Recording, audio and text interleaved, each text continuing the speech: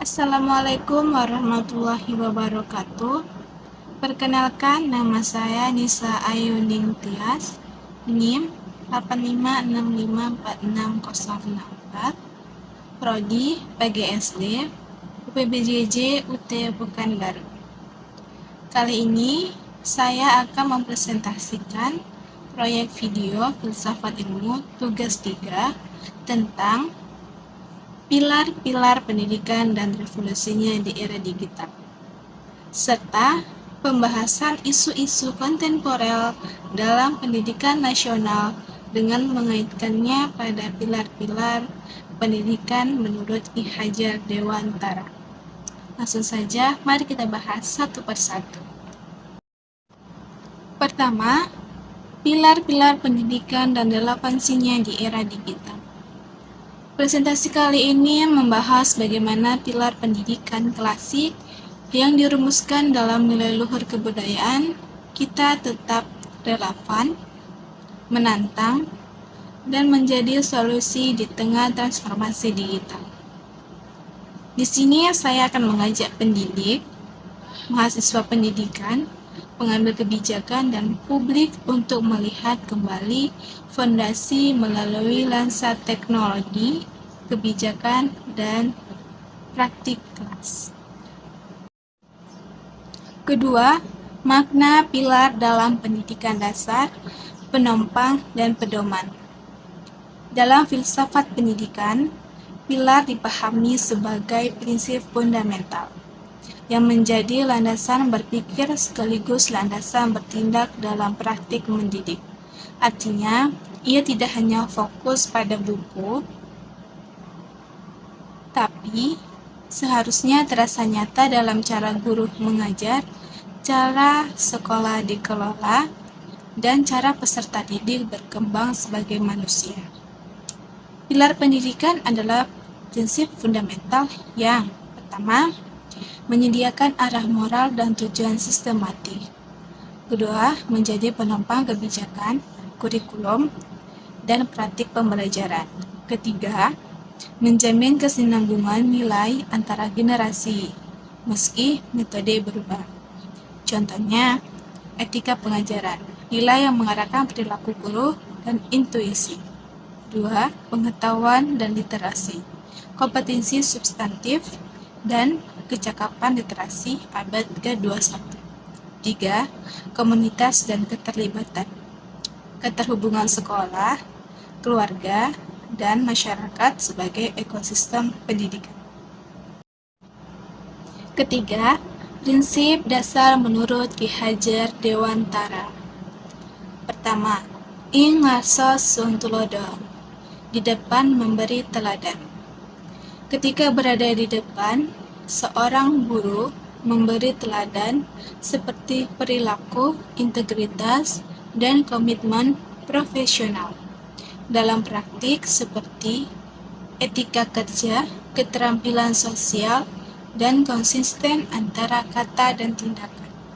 Kedua, ing madya mangun karsa, di tengah membangun kehendak atau motivasi. Guru sebagai fasilitator yang bekerja di tengah, membangun motivasi dan kolaborasi dalam praktik seperti pembelajaran aktif, coaching, dan desain lingkungan belajar yang inklusif. Ketiga, tutwuri handayani, di belakang memberi dorongan.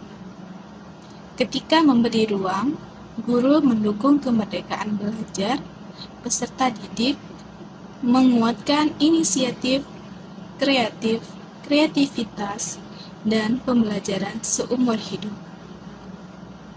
Ketiga prinsip itu saling melengkapi, teladan memberi arah, kerja bersama membangun daya, dan dorongan untuk kemandirian menghasilkan peserta didik yang berdaya saing dan berkarakter. Keempat, relevansi dan tantangan penerapan di era digital. Di sini saya akan mengambil satu contoh seperti teladan guru di ranah daring. Kehadiran digital etika komunikasi, dan manajemen informasi. Risiko tuh seperti perilaku online yang tidak konsisten, penyebaran informasi keliru yang lebih fokus pada tampilan daripada substansi. Kelima, refleksi singkat tentang bagaimana pilar tersebut dapat menjawab persoalan pendidikan nasional saat ini. Apakah pilar ini masih relevan? Menurut saya, jawabannya sangat relevan, bahkan lebih dari sebelumnya. Prinsip Ki Hajar Dewantara justru mengingatkan kita bahwa pendidikan adalah soal relasi manusiawi yang bermakna, bukan soal sistem, bukan soal teknologi, bukan soal anggaran semata. Dan di era digital yang serba cepat, serba instan, dan serba transaksional, ini kembali pada kedalaman relasi yang paling mendesak untuk dilakukan. Mengintegrasikan prinsip Ki Hajar Dewantara dengan strategi digital memberikan 3 keuntungan strategi. Pertama, legitimasi moral. Guru yang memberi contoh etis membangun kepercayaan publik, kunci memperbaiki persepsi terhadap institusi pendidikan. Kedua, kapasitas kolaboratif. Prinsip Ingmadiyah mendorong mendesain pembelajaran yang menggabungkan komunitas, industri, dan keluarga, menciptakan jaringan dukungan nyata bagi peserta didik. Ketiga, kemandirian dan ketahanan. Tudwuri Handayani menimbulkan literasi digital kritis dan kemampuan adaptif esensial untuk dunia kerja yang cepat berubah. Keenam, analisis kontekstual dan contoh konkret. Contoh konkret di sini proyek literasi digital dan kewarganegaraan. Proyek lintas sekolah menggabungkan literasi media, coding dasar, dan etika daring. Hasilnya sangat meningkatkan kemampuan kritis siswa dalam memverifikasi informasi dan berkolaborasi proyek nyata. Dan pada kesimpulan hari ini, dapat saya simpulkan, pemikiran Ki Hajar Dewantara lebih dari konteks penjajahan, di mana pendidikan adalah alat pembebasan.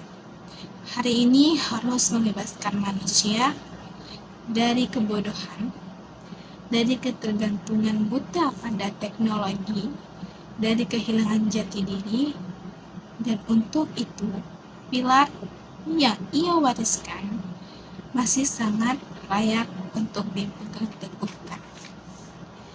Teknologi tanpa nilai adalah alat yang tak berarti. Nilai tanpa teknologi mudah tertinggal, keduanya harus bekerja sama. Sekian presentasi saya akhiri. Wassalamualaikum warahmatullahi wabarakatuh.